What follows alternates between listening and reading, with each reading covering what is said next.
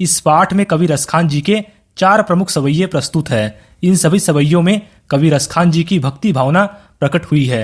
रसखान जी श्री कृष्ण के अनन्य भक्त है। उनमें श्री कृष्ण और कृष्ण भूमि के प्रति भक्ति और प्रेम भाव कूट कूट कर भरा हुआ है। तो चलिए दोस्तों, शुरू से इस कविता को समझने की कोशिश करते हैं। पहले सवैये में कवि रसखान जी ने कृष्ण और कृष्ण भूमि के प्रति अपने प्रेम और समर्पण भाव को व्यक्त किया है। कवि रसखान जी कहते हैं कि यदि उनका पुनर्जन्म मनुष्य रूप में हो तो वे चाहते हैं कि वे ब्रज प्रदेश के गोकुल में जन्मे, ताकि वे गोकुल के ग्वालों के साथ अपना जीवन व्यतीत कर सके। और यदि उनका पुनर्जन्म पशु रूप में हो तो वे चाहते हैं कि उन्हें नंद की गाय के रूप में जन्म मिले, जिससे वे नंद की गायों के झुंड में रहकर अपने प्रभु श्री कृष्ण का सामीप्य पा सके। कवि आगे कहते हैं कि यदि वे अगले जन्म में पत्थर बने तो गोवर्धन पर्वत पर स्थित रहे। यहाँ पर कवि उसी गोवर्धन पर्वत का पत्थर बनने की इच्छा व्यक्त कर रहे हैं जिसे श्री कृष्ण ने इंद्र का घमंड तोड़ने के लिए अपनी उंगली पर छाते के समान तान लिया था।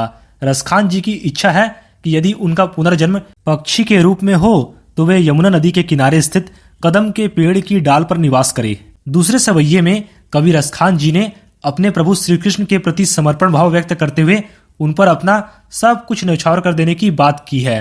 कवि रसखान जी कहते हैं कि वे कृष्ण जी की इस लाठी और कंबल पर अपना तीनों लोकों का शासन न्यौछावर करने के लिए तैयार है।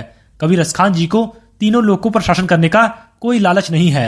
वे नंद की गाय चराने से प्राप्त होने वाले सुख को पाने के लिए अपनी 8 प्रकार की सिद्धियां और 9 निधियों को त्यागने के लिए तैयार है। कवि रसखान जी आगे कहते हैं कि उन्हें वह सौभाग्य कब प्राप्त होगा जब उन्हें अपनी आंखों से ब्रज प्रदेश के वन बगीचे और तालाब को देखने का अवसर मिलेगा।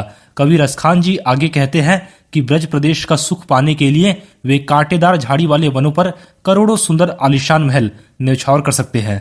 तीसरे सवैये में कवि रसखान जी ने श्री कृष्ण के रूप सौंदर्य के प्रति गोपियों की मोहित अवस्था को चित्रित किया है। गोपियां जो है वो कृष्ण रूप पर मोहित है और स्वयं भी श्री कृष्ण का रूप धारण करना चाहती है।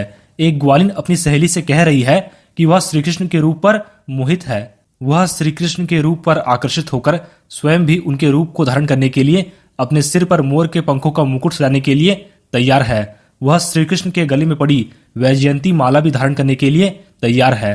साथ ही वह श्री कृष्ण के पीले वस्त्रों को पहनकर और हाथ में लाठी लेकर गोवर्धन पर्वत पर गाय को चराने के लिए उनके साथ घूमने फिरने के लिए तैयार है। कवि रसखान जी आगे कहते हैं कि श्री कृष्ण का जो भी रूप उसे भाता है वही रूप धारण करने को वह तैयार है। अपनी ग्वालिन सहेली की सौगंध लेकर वह कहती है कि वह श्री कृष्ण के सभी रूप धारण कर सकती है, लेकिन श्री कृष्ण के होठों पर लगी बांसुरी को वह कभी धारण नहीं करेगी। इसकी वजह यह है कि श्री कृष्ण उन सबको तो भूल सकते हैं, लेकिन बांसुरी को वे हमेशा अपने पास रखते हैं। ग्वालिन को बांसुरी से ईर्ष्या हो गई है, इसलिए वह ईर्ष्यावश बांसुरी को धारण करने से मना करती है। चौथे सवैये में कवि रसखान जी श्री कृष्ण की मुरली की धुन और उनकी मुस्कान के निश्चित प्रभाव और गोपियों की मजबूरी को प्रकट कर रहे हैं। ब्रज के लोगों के ताने सुन सुनकर गोपियां तंग होकर अपनी मजबूरी बताते हुए कहती है कि जब श्री कृष्ण बांसुरी पर मीठी धुन बजाते हैं तो वे अपने कानों में अंगुली रख लेती है, लेकिन फिर भी उनकी बांसुरी की धीमी धीमी मीठी तान उनके कानों को सुनाई देती है। वे बांसुरी की धुन से अत्यधिक भावुक होकर अटारी और छत पर चढ़कर श्री कृष्ण के रूप सौंदर्य को देखती रहती है। ब्रज के सभी लोग पुकारकर गोपियों को समझाते हैं कि वे श्री कृष्ण की इतनी दीवानी क्यों हैं।